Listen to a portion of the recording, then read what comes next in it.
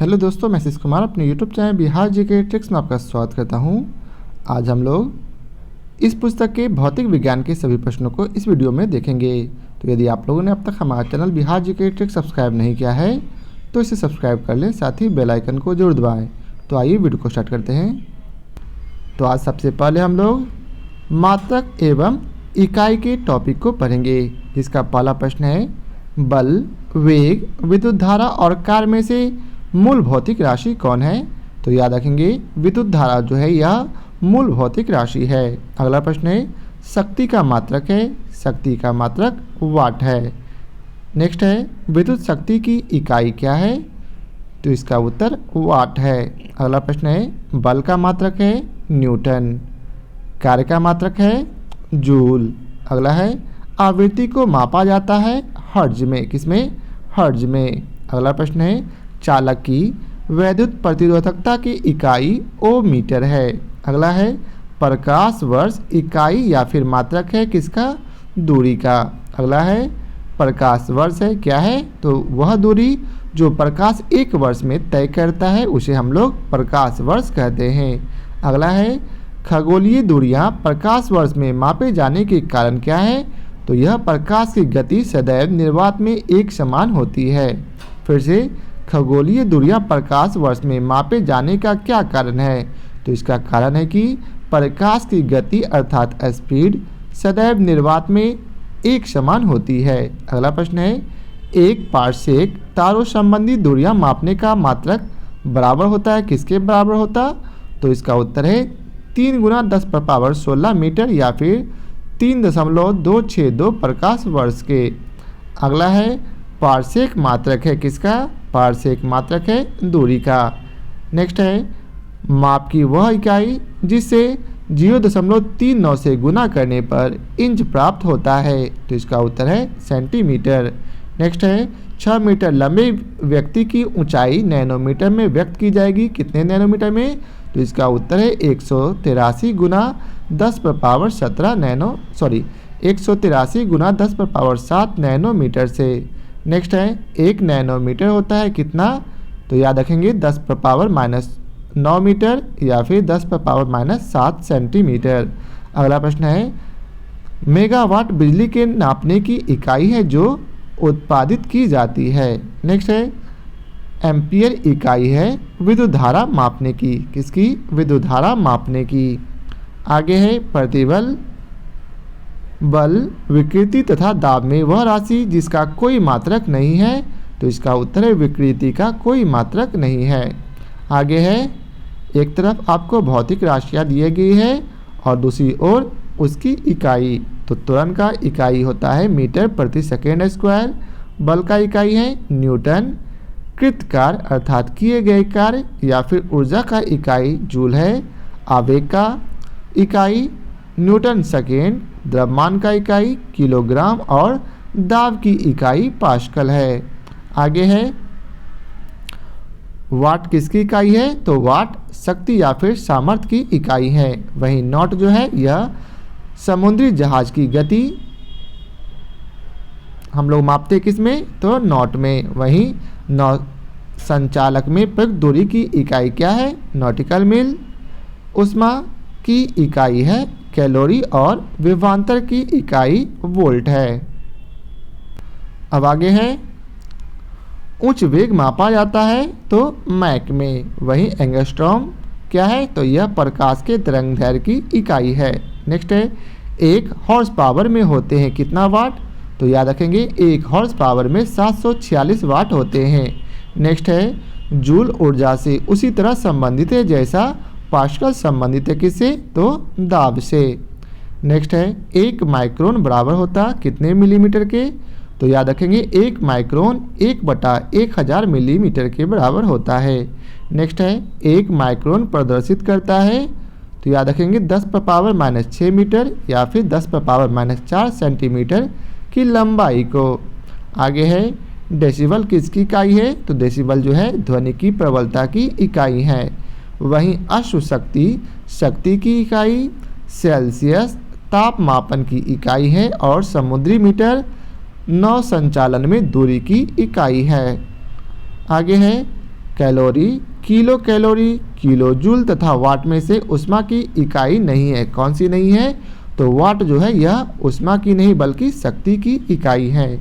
Next है centigrade, calorie, अर्ग तथा जूल में से ऊष्मा की इकाई नहीं है। कौन नहीं है? तो इसका उत्तर है सेंटीग्रेड जो है ऊष्मा की नहीं बल्कि ताप की इकाई है। नेक्स्ट है 1 किलोमीटर दूरी का तात्पर्य क्या है? तो 1000 मीटर से। किससे है? 1000 मीटर से। अगला है 1 पिकोग्राम बराबर होता, तो इसका उत्तर है 10⁻⁻12 ग्राम के। अगला प्रश्न है दाब की इकाई क्या है? तो याद रखेंगे दाब की इकाई न्यूटन प्रति वर्ग मीटर है। नेक्स्ट है दाब का मात्रक क्या है? दाब का मात्रक किलोग्राम बल प्रति वर्ग सेंटीमीटर। अब आगे है 1 किलोग्राम बल प्रति सेंटीमीटर स्क्वायर दाब समतुल है किसके? तो 1 बार के। किसके बराबर है? 1 बार के। अगला है पारिस्थितिक दबाव अर्थात एटमॉस्फेरिक प्रेशर की इकाई क्या है? तो इसकी इकाई बार है। अगला है बल, दाब, वेग और त्वरण में से अदिश राशि कौन है? तो इसमें दाब जो है अदिश राशि है, बाकी शेष जो है ये सभी सदिश राशियां हैं। अगला प्रश्न है तेल का 1 बैरल होता है किसके बराबर? तो लगभग 159 लीटर के बराबर होता है। नेक्स्ट है माइक्रोन, नैनोमीटर, एंगस्ट्रॉम तथा फर्मी में से लंबाई की न्यूनतम इकाई क्या है? तो लंबाई की न्यूनतम इकाई इनमें से फर्मी है अर्थात फेंटोमीटर, जिसकी लंबाई 10⁻⁻15 मीटर होती है। आगे है क्यूसेक क्या है? तो यह जल प्रवाह की दर है। वहीं बाइट जो है यह कंप्यूटर में प्रयुक्त किया जाता। भूकंप की तीव्रता रिएक्टर स्केल से मापी जाती है और दाब को बार में हम लोग मापते हैं। नेक्स्ट है क्यूसेक में मापा जाता है। क्या मापा जाता? तो क्यूसेक में जल का बहाव मापा जाता है। वहीं नॉट, डॉप्सन, पॉइस तथा मैक्सवेल में से वायुमंडल के ओजोन परत की मोटाई नापने वाली इकाई क्या है? तो इसका उत्तर है डॉप्सन। डॉप्सन जो है वायुमंडल के ओजोन परत की मोटाई मापने वाली इकाई है। अब है मापक यंत्र एवं पैमाने, जिसका पहला प्रश्न है सोनार प्रयोग में लाया जाता है तो नौ संचालकों के द्वारा। अगला प्रश्न है महासागर में डूबी हुई वस्तुओं की गति जानने के लिए प्रयोग किया जाता है किसका? तो याद रखेंगे सोनार का। अगला प्रश्न है सोनार में हम उपयोग करते हैं, किस चीज़ का उपयोग करते हैं? तो सोनार में हम लोग प्रासरव तरंगों का उपयोग करते हैं। नेक्स्ट है ध्वनि की तीव्रता को मापने वाला यंत्र है audiometer. Next barometer, anemometer, hydrometer तथा विंड वेन में से वायु की गति नापी जाती है किससे? तो एनीमोमीटर द्वारा। आगे है एमीटर, यह क्या है? तो विद्युत धारा की इकाई है। वहीं ट्रैकियोमीटर है क्षैतिज दूरियों, लंबवत उन्नयनों एवं दिशाओं का मापन। नेक्स्ट है पायरोमीटर प्रयोग किया जाता है, तो पायरोमीटर उस ताप के मापन में प्रयोग किया जाता है। नेक्स्ट है ताप, विद्युत तापमापी, विकिरण तापमापी, गैस तापमापी तथा द्रव तापमापी में से पायरोमीटर कहा जाता है किसको? तो विकिरण तापमापी को पायरोमीटर कहा जाता है। अगला प्रश्न है वह थर्मामीटर जो 2000 डिग्री सेल्सियस मापने के लिए प्रयोग किया जाता है, तो इसका उत्तर है पूर्ण विकिरण पायरोमीटर का। अगला है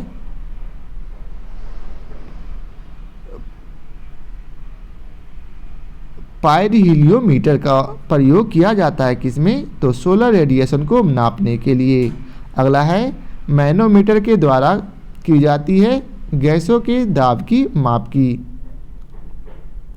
आगे है उपकरण या फिर यंत्र और दूसरी ओर दिया गया है मापन की राशि। हाइग्रोमीटर से सापेक्ष आर्द्रता मापी जाती है, वहीं स्प्रिंग तुला से भार मापा जाता है। आगे है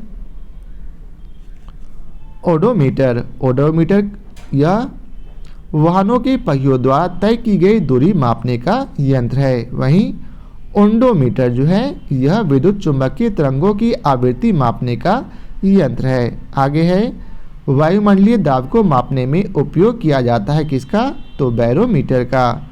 नेक्स्ट है साधारण बैरोमीटर में प्रयोग होता है किसका, पारे का। नेक्स्ट है दूध का अपेक्षित घनत्व ज्ञात किया जा सकता है किससे, लैक्टोमीटर से। नेक्स्ट है वायु की आर्द्रता मापने के लिए प्रयोग में लाया जाता है हाइग्रोमीटर का। नेक्स्ट है थर्मोरेसिस्टर एक उपकरण है जो कार्य करता है, तो इसका उत्तर है इलेक्ट्रॉनिक थर्मामीटर की भांति कार्य करता है। नेक्स्ट है स्टेथोस्कोप, यह हृदय की ध्वनि सुनने के लिए प्रयोग किया जाता। वही स्फिग्नोमैनोमीटर का उपयोग रक्तचाप मापने के लिए किया जाता है। नेक्स्ट है कैरेटोमीटर का उपयोग सोने की शुद्धता मापने के लिए किया जाता और लक्स मीटर प्रकाश की तीव्रता मापने के लिए किया जाता है। नेक्स्ट है रक्त दाब नापने के यंत्र का नाम क्या है, तो स्फिग्नोमैनोमीटर। वहीं रडार उपयोग में आता है रेडियो तरंगों द्वारा वस्तुओं की स्थिति जानने के लिए। अब आगे है हिम नदी की चाल, जनसंख्या वृद्धि, भूकंप के परिमाण तथा पृथ्वी के अंदर का तापमान में से रिएक्टर पैमाने पर मापा जाता है। क्या मापा जाता, तो भूकंप का परिमाप जो है रिएक्टर पैमाने पर मापा जाता है। नेक्स्ट है रिएक्टर पैमाना मापने के लिए प्रयोग होता है, तो भूकंपीय लहरों का आयाम का। अगला है किलोवाट आवर, यह किसकी इकाई है, तो यह विद्युत की इकाई है। ऊपर है सेल्सियस जो है ताप की इकाई, RH गुणक जो है यह रक्त की इकाई है और रिएक्टर पैमाना का प्रयोग भूकंप मापने के लिए किया जाता है। नेक्स्ट है ताप का वह पैमाना जिसमें ऋणात्मक मान नहीं होता, तो इसका उत्तर है केल्विन में ऋणात्मक मान अर्थात निगेटिव नहीं होता है। नेक्स्ट है भूकंप मापी यंत्र क्या है, तो सिस्मोग्राफ। नेक्स्ट है सिस्मोग्राफ रिकॉर्ड करता है, क्या रिकॉर्ड करता, भूचाल। नेक्स्ट है ऊंचाई अल्टीमीटर से संबंधित है। प्रतिरोध का मात्रक ओम होता। फैदोमीटर का उपयोग समुद्र की गहराई मापने के लिए किया जाता और अल्टीमीटर का उपयोग ऊंचाई मापने के लिए किया जाता है। नेक्स्ट है बैरोग्राफ का उपयोग वायुमंडलीय दाब मापने के लिए किया जाता। मैनोमीटर का उपयोग दाब मापने के लिए किया जाता और कार्बोरेटर का उपयोग आंतरिक दहन ईंधन का उपयोग करने के लिए किया जाता है। कार्डियोग्राम का उपयोग हृदय गति को मापने के लिए और सिस्मोमीटर का उपयोग भूकंप तरंगों की गति अर्थात तीव्रता को मापने में किया जाता है।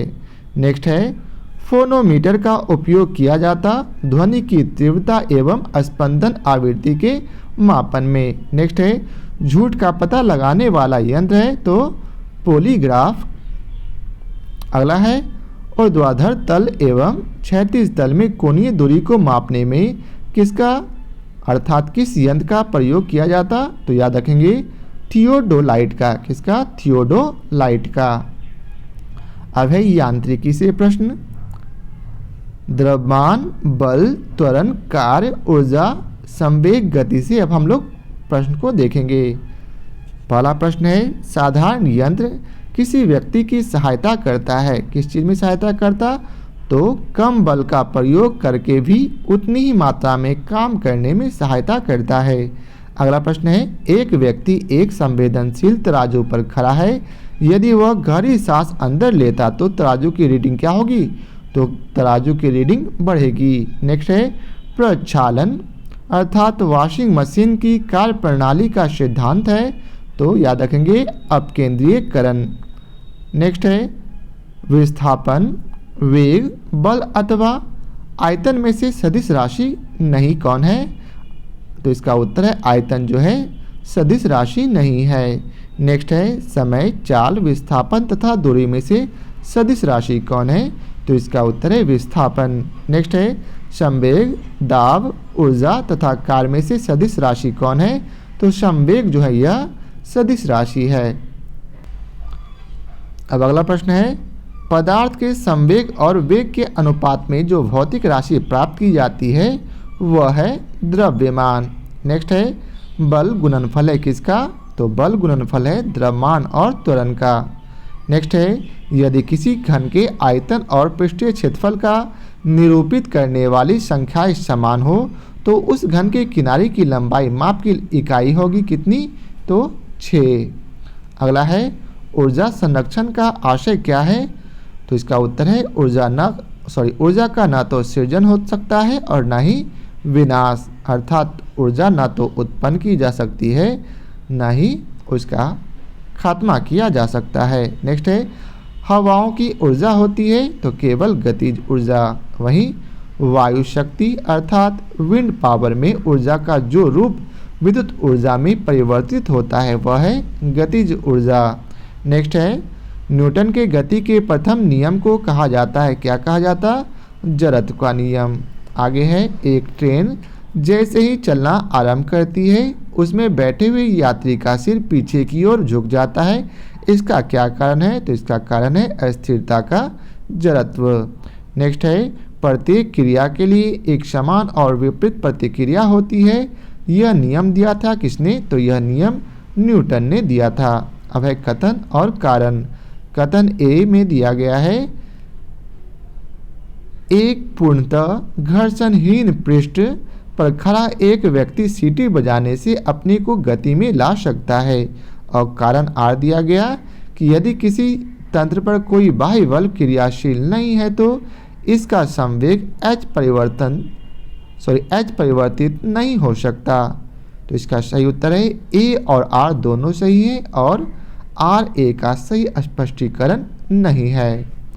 आगे है सड़क पर चलने की अपेक्षा बर्फ पर चलना कठिन है, क्यों कठिन है, तो इसका उत्तर है बर्फ में सड़क की अपेक्षा घर्षण कम होता है। नेक्स्ट है भरी हुई गाड़ी को चलाने में उसे चलायमान रखने के लिए आवश्यक ताकत से अपेक्षाकृत अधिक ताकत से धक्का देना पड़ता है, क्यों देना पड़ता, क्योंकि एक बार गाड़ी चल पड़ने के बाद घर्षण कम होता है। नेक्स्ट है एक मनुष्य अस्थिर नाव से 5 मीटर प्रति सेकंड की चाल से कूदा और नाव 0.5 मीटर प्रति सेकंड की चाल से खिसकी, नाव का द्रव्यमान मनुष्य के द्रव्यमान का 10 गुना होगा। नेक्स्ट है एक ट्रक, एक कार और एक मोटरसाइकिल की गतिज ऊर्जा समान है यदि समान अवरोधक बल लगाए जाएं और वे क्रमशः x, y और z दूरी पर रुके, तो क्या होगा, तो उसकी गतिज ऊर्जा बराबर होगी। एक व्यक्ति कार में जो विराम में बैठा है सड़क से कार के 4 पहियों में से प्रत्येक पर प्रतिक्रिया आर है। जब कार सीधी समतल सड़क पर चलेगी तो आगे का पहिया में प्रत्येक पर प्रतिक्रिया क्या होगी, तो आर से कम होगी। नेक्स्ट है दो समान द्रव्यमान की वस्तुओं की गतिज ऊर्जाओं का अनुपात 4:9 है तो उसके वेगों का अनुपात क्या होगा, तो उसके वेगों का अनुपात 2:3 होगा। नेक्स्ट है तेल से अंशतः भरा हुआ तेल का एक टैंकर समतल सड़क पर आगे की ओर एक समान त्वरण से जा रहा है, तेल का मुख्य पृष्ठ क्या होगा, तो क्षैतिज से इस प्रकार आनत होगा कि पिछले सिरे पर अधिक गहराई होगी। अब आगे है निम्न कथनों पर विचार कीजिए। एक तीक्ष्ण वृत्ताकार पथ पर तीव्र गति से जाता हुआ 4 पहियों वाला वाहन क्या होगा, इनमें से कौन सा कथन सही है, तो बाहरी पहिया पर उल्टेगा और तीसरा बाहर की तरफ फिसलेगा। नेक्स्ट है साइकिल और कारों में बॉल बेयरिंग का प्रयोग होता है क्योंकि, तो इसका रीजन है पहिया और धुरी के बीच संस्पर्श का प्रभावी क्षेत्र घट जाता है। नेक्स्ट है तुरंत ज्ञात करने का सही सूत्र क्या है, तो इसका उत्तर है A = V - U/T, जहाँ V जो है अंतिम वेग, U प्रारंभिक वेग और T समय है। अब है गुरुत्व के अधीन गति से प्रश्न। तो इसका पहला प्रश्न है वह वैज्ञानिक जिसने न्यूटन से पहले ही बता दिया था कि सभी वस्तुएं पृथ्वी की ओर गुरुत्वाकर्षित होती है। तो इसका उत्तर है ब्रह्मगुप्त ने ऐसा किया था। नेक्स्ट है गुरुत्वाकर्षण का सिद्धांत किसने दिया? याद रखेंगे आइजैक न्यूटन ने। नेक्स्ट है गुरुत्वाकर्षण के सार्वभौमिक नियम का प्रतिपादन किया किसने? न्यूटन ने। नेक्स्ट है अंतरिक्ष यात्री निर्वात में सीधे खड़े नहीं रह सकते हैं क्योंकि वहाँ गुरुत्व नहीं होता है। आगे है अंतरिक्ष यान जो चक्कर लगा रहा है से एक सेब छोड़ा जाता तो वह अंतरिक्ष यान के साथ साथ उसी गति से गतिमान होगा। नेक्स्ट है पीसा की झुकी हुई मीनार गिर नहीं जाती है क्योंकि गुरुत्वीय केंद्र से जाने वाली ऊर्ध्वाधर लाइन तल के अंदर रहती है। नेक्स्ट है यदि पृथ्वी और सूर्य की दूरी जो है उसके स्थान पर दुगनी होती तो सूर्य द्वारा पृथ्वी पर गुरुत्वाकर्षण बल जो पड़ता है वह होता अब जितना है उसका चौथा भाग। अगला प्रश्न है जब कोई वस्तु ऊपर से गिराई जाती है तो उसका भार क्या होगा? तो उसका भार अपरिवर्तित होगा। नेक्स्ट है लकड़ी, लोहे व मोम के समान आकार के टुकड़ों को समान ऊंचाई से पृथ्वी पर गिराया जाता है तो टुकड़ा सर्वप्रथम पृथ्वी की सतह पर पहुंचेगा, वह सभी साथ साथ पहुंचेंगे। नेक्स्ट है हवा में लोहे और लकड़ी की समान भार की गेंद को समान ऊंचाई से गिराने पर क्या होगा? लकड़ी की गेंद बाद में गिरेगी। नेक्स्ट है दो गेंदों ए तथा बी क्रमशः 10 किलोग्राम तथा 1 किलोग्राम की है, उन्हें 20 मीटर की ऊंचाई से एक साथ गिराया जाता है तो क्या होगा? भूमि पर दोनों गेंद ए और बी एक साथ पहुंचेगी। अगला प्रश्न है कथन चंद्रमा पर मानव का वजन पृथ्वी की तुलना में 1/6 रहता है और कारण है चंद्रमा पर पृथ्वी की तरह गुरुत्वाकर्षण नहीं है। कथन सही है परंतु कारण गलत है। अगला प्रश्न है किसी पिंड का भार ध्रुवों पर सबसे ज़्यादा है। अब अगला प्रश्न है मानव शरीर का भार होता है ध्रुवों पर अधिकतम। नेक्स्ट है वायु, जल, हाइड्रोजन और नाइट्रोजन में से एक पिंड का अधिकतम भार जिसमें होगा वह है तो हाइड्रोजन में। अगला प्रश्न है गुरुत्व के अधीन विरामावस्था से मुक्त रूप से गिरने वाले किसी कण के मामले में समय में विस्थापन d का विवरण प्रदर्शित करने वाला रेखांचित है जो कि आपको नीचे दिया गया। तो इसका सही उत्तर ये है।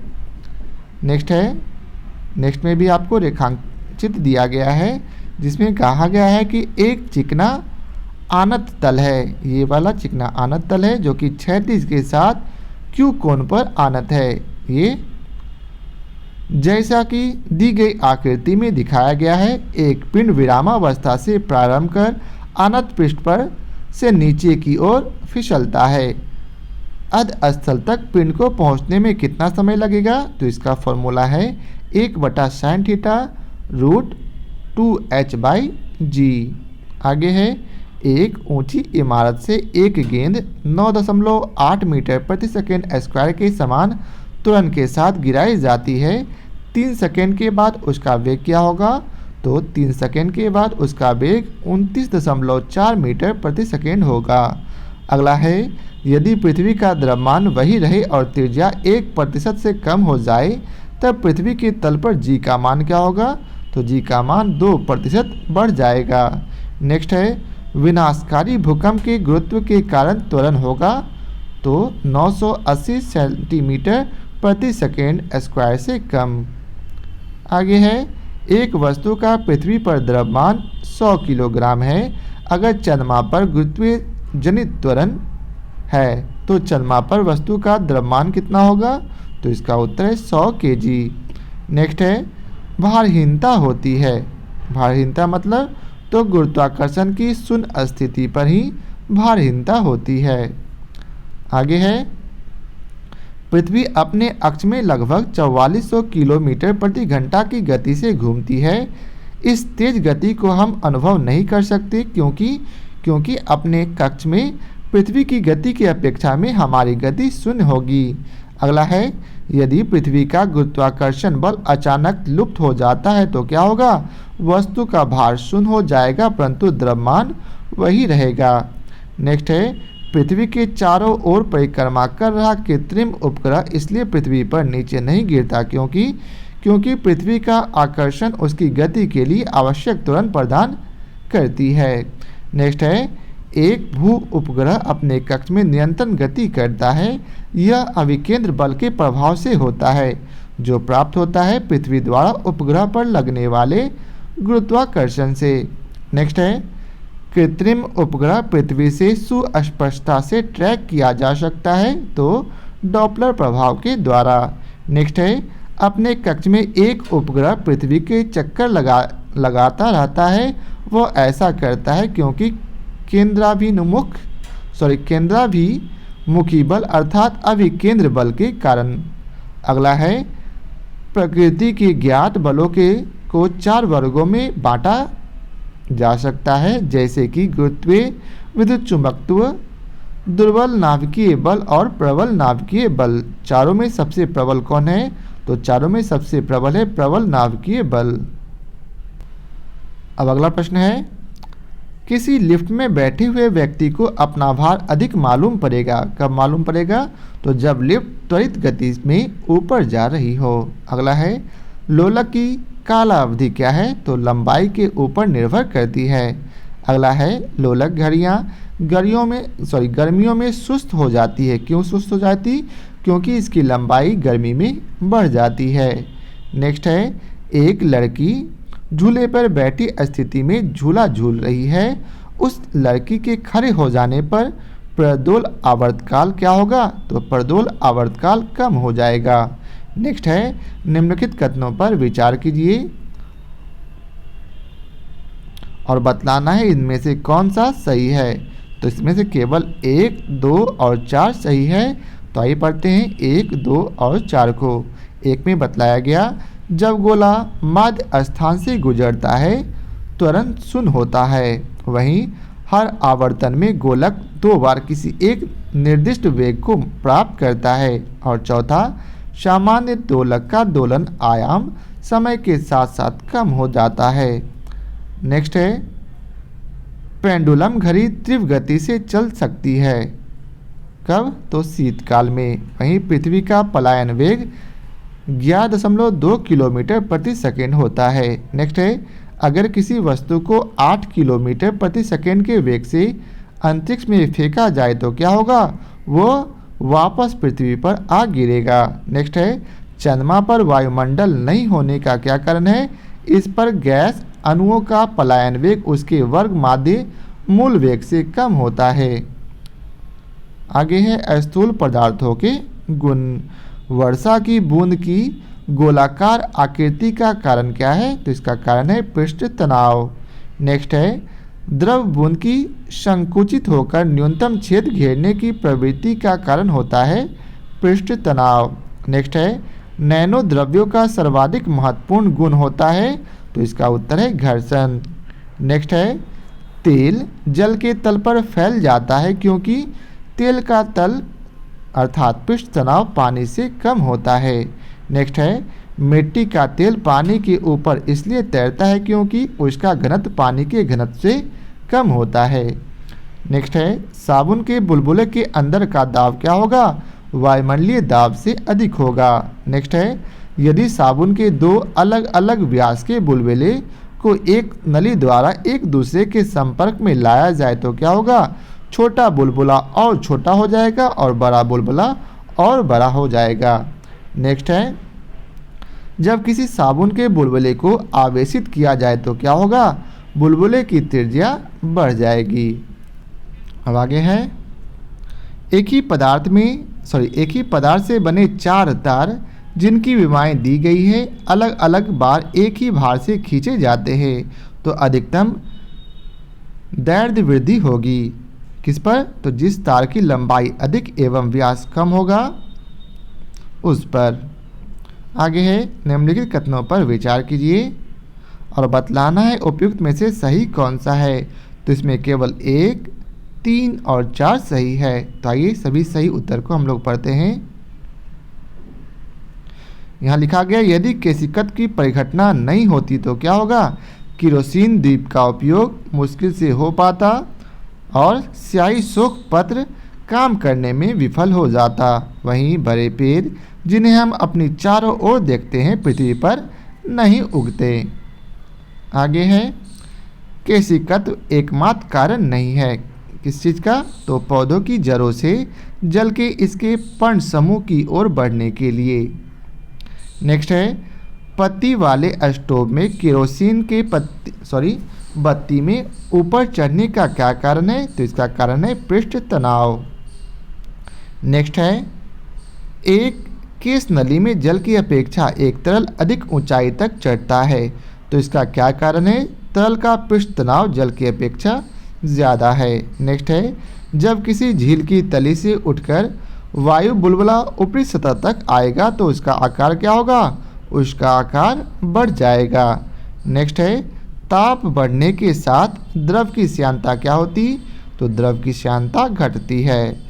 नेक्स्ट है जल, वायु, खून, अल्कोहल, गैसोलीन और शहद में से सबसे ज़्यादा श्यानता होती है किसमें, शहद में।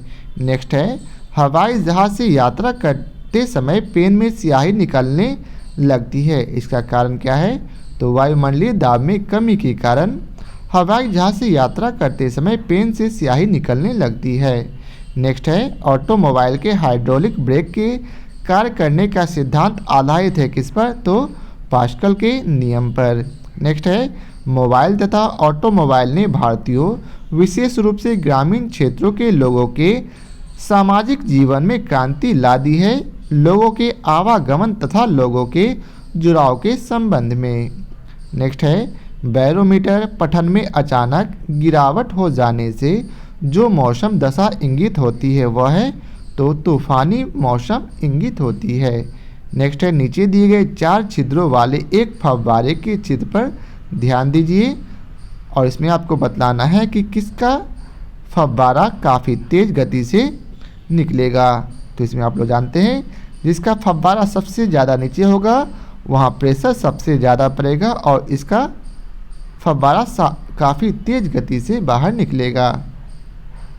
यहाँ आपको लिखा भी गया है फव्वारे के जिस छेद से पानी अधिकतम दूरी तक फेंका जाएगा वह है, तो छिद्र 1 अर्थात नीचे वाला छिद्र। नेक्स्ट है पेट्रोलियम परिष्करण का उपोत्पाद है किसका, तो इसका उत्तर है एस्फाल्ट का।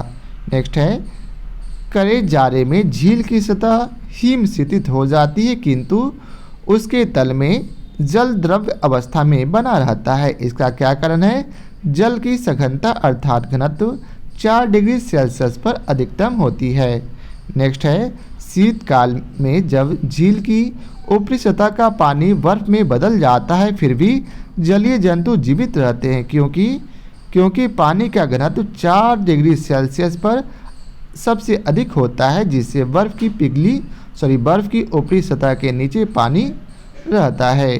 नेक्स्ट है बर्फ जमी झील के अंदर मछलियाँ जीवित रहती है क्योंकि झील की तली पर जल अर्थात पानी नहीं जम पाता है। नेक्स्ट है वस्तु की मात्रा बदलने पर अपरिवर्तित रहेगा, क्या अपरिवर्तित रहेगा, तो इसका उत्तर है घनत्व। नेक्स्ट है पानी का आपेक्षिक घनत्व सर्वाधिक किस में होगा, तो इसका उत्तर है 4 डिग्री सेल्सियस पर। नेक्स्ट है जल का अधिकतम घनत्व होगा 277 केल्विन पर। नेक्स्ट है इसमें आपको कथन और कारण दिए गए हैं। कथन 1 में बताया गया लोहे का एक गोला पारद अर्थात मरकरी पर तैरता है किंतु पानी में डूब जाता है। वहीं कारण आरा बताया गया लोहे का आपेक्षिक घनत्व पारा के, यहाँ पारद मतलब पारा कहिए या फिर मरकरी कहिए, के आपेक्षिक घनत्व से अधिक होता है। इसमें ए सही है परंतु आर गलत है। आगे है लोहे की कील पारे पर तैरती है जबकि वह पानी में डूब जाती, क्योंकि लोहे का घनत्व पानी से अधिक है तथा पारे से कम है। नेक्स्ट है एक सुई पानी में डूब जाती है जबकि लोहे से बना जहाज पानी पर तैरता है क्योंकि सुई का आपेक्षिक घनत्व उसके द्वारा हटाए हुए पानी के आपेक्षिक घनत्व से अधिक होता है। नेक्स्ट है लोहे की सुई पानी की सतह पर किस कारण से तैरती रहती? तो इसका उत्तर है पृष्ठ तनाव के कारण। नेक्स्ट है, जब कुएं से पानी की बाल्टी को ऊपर खींचते हैं तो हमें महसूस होता है कि बाल्टी पानी की सतह से ऊपर भारी हो गई है। अगला है, एक भारहीन गुब्बारे में 200 ग्राम जल 200 ग्राम जल भरा गया है, इसका जल में भार होगा, तो इसका जल में भार 0 होगा। अगला है, मतने के पश्चात क्रीम का दूध से पृथक हो जाने का कारण क्या है? तो इसका कारण है अपकेंद्रीय बल। नेक्स्ट है, बादलों में वायुमंडल में तैरने का कारण उसका कम होना, क्या कम होना? उसका घनत्व का कम होना है। नेक्स्ट है, वह तत्व जो सबसे पहले कृत्रिम रूप से उत्पादित किया गया था, तो इसका उत्तर है टेक्नीशियम का उत्पादन कृत्रिम रूप से सबसे पहले किया गया था। अगला है, समुद्र में प्लवन करते हुए आइसबर्ग का जितना भाग समुद्र की सतह से ऊपर होता है वह है, तो इसका उत्तर है 1/9 भाग। अगला है, पानी के एक गिलास में एक बर्फ का टुकड़ा तैर रहा है, जब बर्फ पिघलती है तो पानी का स्तर उतना ही होगा। नेक्स्ट है, पानी के 4 डिग्री सेल्सियस पर शरीर तैरता है, यदि तापमान 100 डिग्री सेल्सियस हो जाए तो क्या होगा? शरीर डूब जाएगा। अब अगला प्रश्न है, समुद्र में नदी की अपेक्षा तैरना आसान होता है क्योंकि समुद्र का जो जल है नमकीन होता है, जिससे उसका घनत्व अधिक होता है। अब है कथन और कारण। कथन ए में बतलाया गया है, जब कोई जहाज नदी से निकलकर सागर में प्रवेश करता है तो वह कुछ ऊपर उठ जाता है। और कारण आर में बतलाया गया, सागर के जल का घनत्व नदी के जल के घनत्व से अधिक है। तो इसका सही उत्तर है ए और आर दोनों सही हैं और आर ए की सही व्याख्या करता है। आगे है, अस्थित विज्ञान अर्थात एस्थेटिक्स संबंधित है किससे? तो इसका उत्तर है विश्राम की स्थिति से। अब हम लोग प्रकाश चैप्टर के सभी इम्पोर्टेंट प्रश्नों को पढ़ेंगे। तो इसका पहला प्रश्न है, 320 से 400 नैनोमीटर, 200 से 280 नैनोमीटर, 280 से 320 नैनोमीटर और 400 से 600 नैनोमीटर में से वह विकिरण जिसमें ऊर्जा गति क्वांटम सर्वाधिक होगी, तो किस में होगी? तो इसका उत्तर है 200 से 280 नैनोमीटर के बीच। आगे है, सौर विकिरण दिखाई देता है लगभग, तो लगभग 400 से 700 नैनोमीटर परास में। नेक्स्ट है, दृश्य प्रकाश का धैर्यमान प्रसार होता है कितने के बीच? तो 390 से 780 नैनोमीटर के बीच। आगे है, दृश्य स्पेक्ट्रम के तरंगदैर्घ्य की सीमा है लगभग कितनी? तो लगभग 3900 से 7600 एंगस्ट्रॉम के बीच। आगे है, मानव आँख दृश्य प्रकाश के जिस तरंगदैर्घ्य के लिए सर्वाधिक सुग्राही होती है वह है 5500 एंगस्ट्रॉम। आगे है, प्रकाश विकिरण की प्रकृति होती है, तो इसकी प्रकृति तरंग एवं कण दोनों के समान होती है। आगे है, प्रकाश सीधी रेखा में चलता प्रतीत होता है क्योंकि प्रकाश का तरंगदैर्घ्य बहुत छोटा है। नेक्स्ट है, कॉस्मिक किरण, प्रकाश, इलेक्ट्रॉन तथा पराध्वनिक तरंग में वह जिसका वेग अधिकतम होगा, तो इसका उत्तर है प्रकाश का। नेक्स्ट है, प्रकाश, ध्वनि, आकाशीय पिंडों एवं रॉकेट में से किसका वेग सबसे अधिक होगा? तो इसका उत्तर है प्रकाश का। आगे है, प्रकाश का शून्यावकाश अर्थात निर्वात में वेग अनुमानतः कितना होता? तो याद रखेंगे 3 × 10⁸ मीटर प्रति सेकेंड। आगे है, प्रकाश का वेग अधिकतम होता है किसमें? निर्वात में। नेक्स्ट है, हवा में प्रकाश की चाल निर्भर करती है, तो इसका उत्तर है प्रकाशिक घनत्व पर। किस पर? प्रकाशिक घनत्व पर अर्थात ऑप्टिकल डेंसिटी पर। नेक्स्ट है, कांच, निर्वात, जल एवं वायु में से प्रकाश की गति न्यूनतम होगी तो कांच के बीच से आते जाते हुए प्रकाश की गति न्यूनतम होगी। नेक्स्ट है, सूर्य के प्रकाश को धरती की सतह पर पहुंचने में लगने वाला समय लगभग कितना होता? तो लगभग 8.3 मीटर लगता है, अर्थात 499 सेकेंड। अब अगला प्रश्न है, प्रकाश तरंगों के वायु से कांच में जाने पर जो चर अर्थात वेरिएबल्स प्रभावित होते हैं वे हैं तरंगदैर्घ्य और वेग। अगला प्रश्न है, जब प्रकाश एक माध्यम से दूसरे माध्यम में जाता है तो क्या अपरिवर्तित रहेगा? तो उसकी आवृत्ति जो है अपरिवर्तित, अर्थात उसकी आवृत्ति में चेंज नहीं होगा।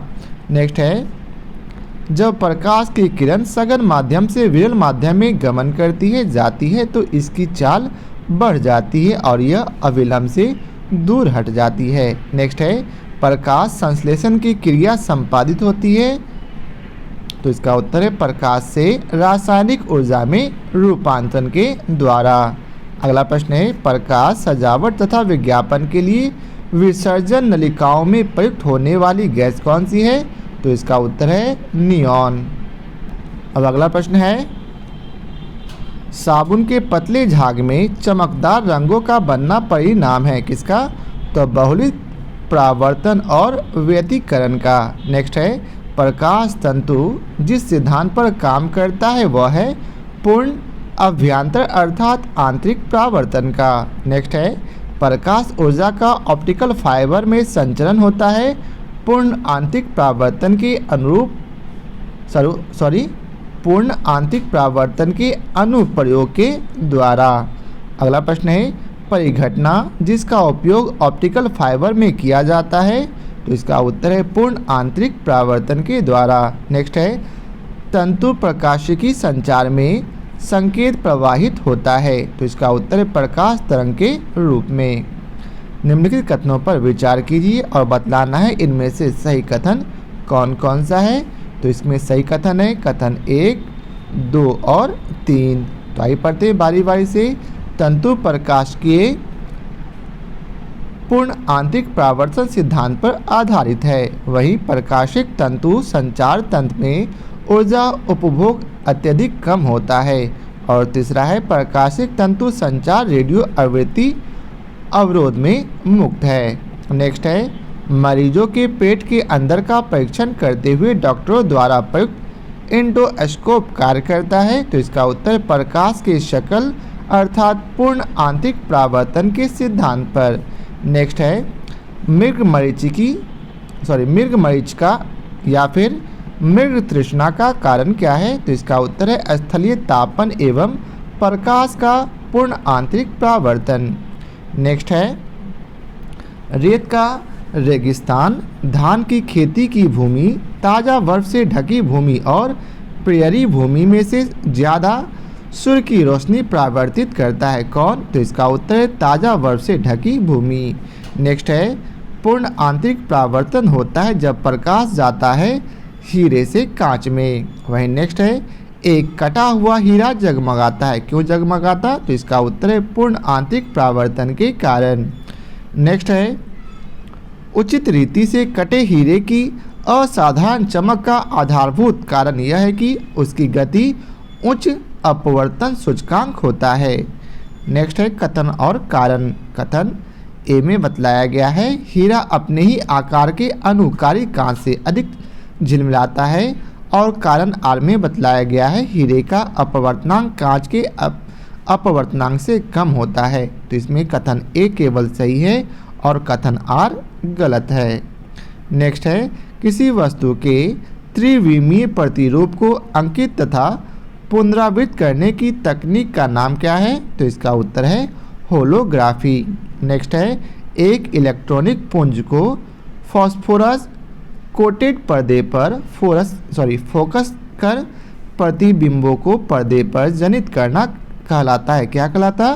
तो इसका उत्तर रोस्टर स्कैन। नेक्स्ट है, रमन प्रभाव का प्रकाश की उन किरणों से संबंध है जो आर पार जाती है। तो इसका उत्तर है सभी पारदर्शी माध्यम के। नेक्स्ट है, ध्वनि के पुनरुत्पाद के लिए एक सीढ़ी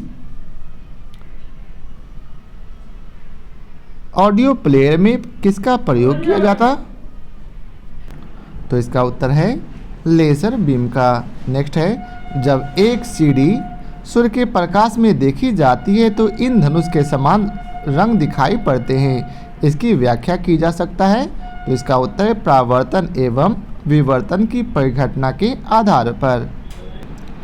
निम्नलिखित कथनों पर विचार करें और बतलाएं कि इनमें से कौन सा कथन सही है। तो इसमें केवल 3 और 4 कथन सही है। तो आइए दोनों को पढ़ते हैं। रेडियो तरंगे द्रुतगामी दोलायमान वैद्युत धाराओं से उत्पन्न होती है, वहीं अतिचालन वाहनों का पता लगाने के लिए पुलिस डॉपलर के परिवर्तित लघु रेडियो तरंग प्रभाव का उपयोग करती है। अब आगे है कथन ए और कथन आर, जिसमें आपको बतलाना है कि कौन सा कथन सही है और कौन सा गलत।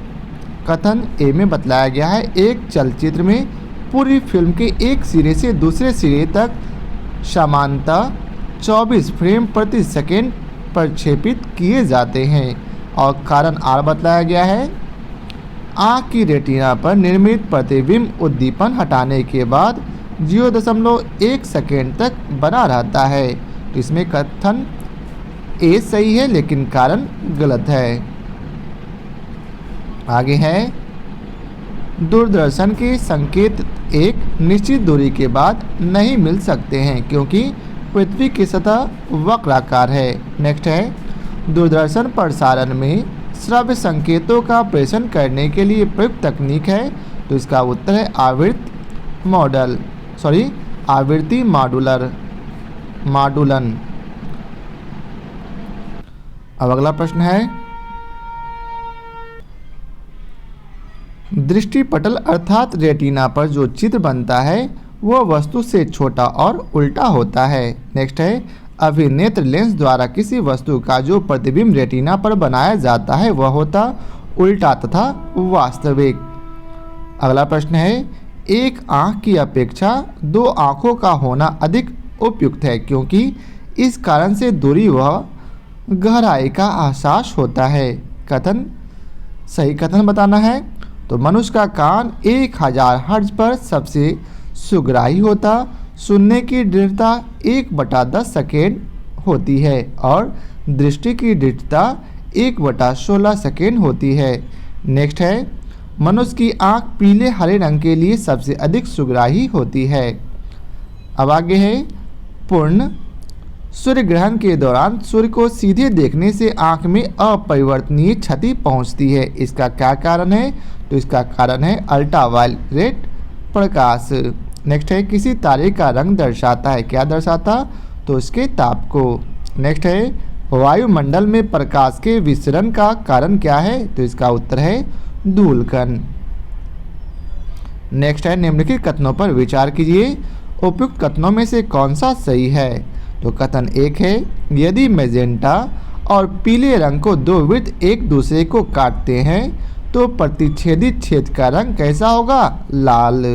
वहीं दूसरा बतलाया गया, यदि सायन अर्थात हरिताभ नीला और मैजेंटा रंग के 2 वृत्त एक दूसरे को काटते हों तो प्रतिच्छेदित छेद का रंग कैसा होगा? नीला। उपयुक्त कथन दोनों सही हैं। अब आगे है, प्रकाश का रंग निर्धारित होता है किससे? तो इसके तरंगदैर्घ्य से। वहीं सबसे लंबा तरंगदैर्घ्य किसका है? लाल रंग का। सबसे कम वेवलेंथ अर्थात तरंगदैर्घ्य वाला प्रकाश कौन सा? बैगनी।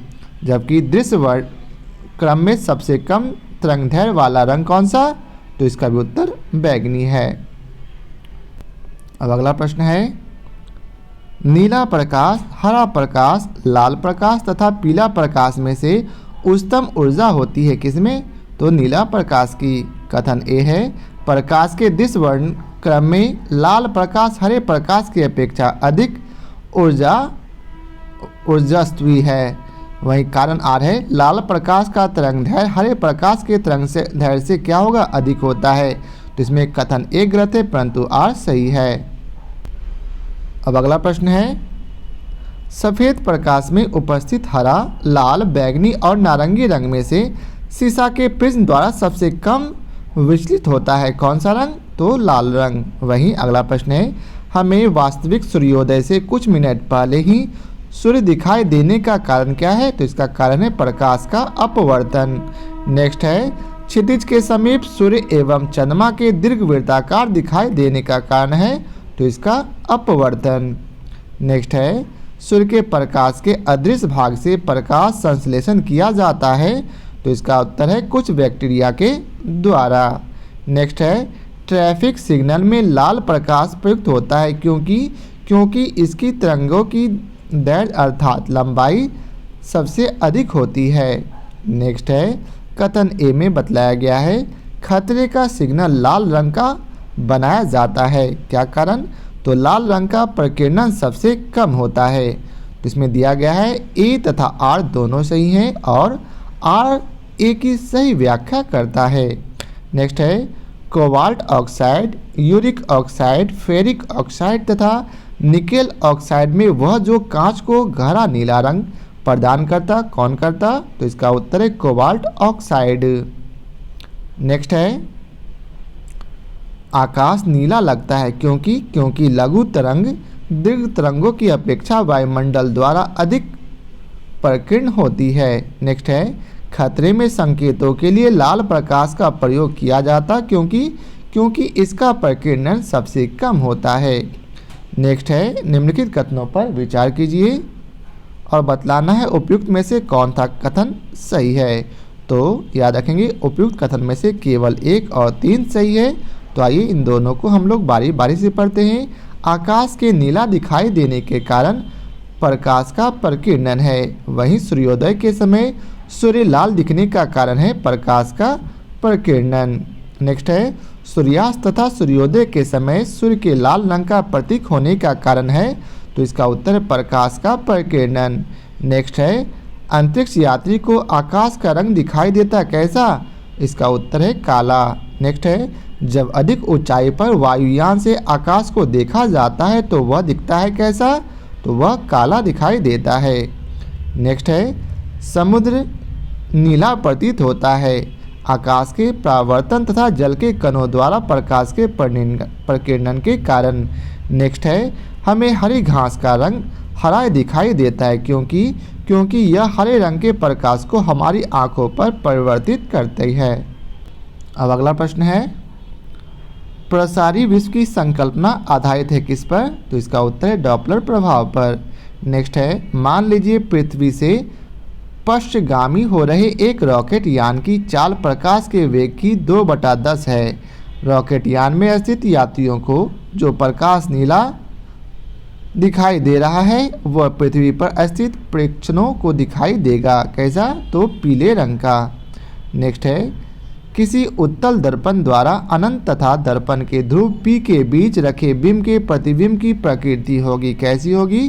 तो इसका उत्तर है आभासी तथा सीधा। नेक्स्ट है कार में पीछे के यातायात के दृश्यावलोकन के लिए प्रयोग होता है किसका? तो इसका उत्तर है उत्तल दर्पण का। नेक्स्ट है दाढ़ी बनाने के लिए काम में लाते हैं किसका? अवतल दर्पण का। नेक्स्ट है धूप से बचने के लिए छाते में रंग संयोजन जो सबसे उचित है वह है? तो इसका उत्तर है ऊपरी उजला और नीचे काला। नेक्स्ट है खगोलीय दूरदर्शी से बना प्रतिबिंब होता है कैसा?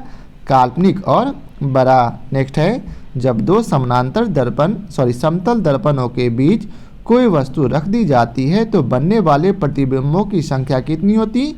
अनंत। नेक्स्ट है प्रकाश के एक बिंदु स्रोत को 2 समांतर समतल दर्पणों के मध्य रखने पर बनेंगे अनंत प्रतिबिंब।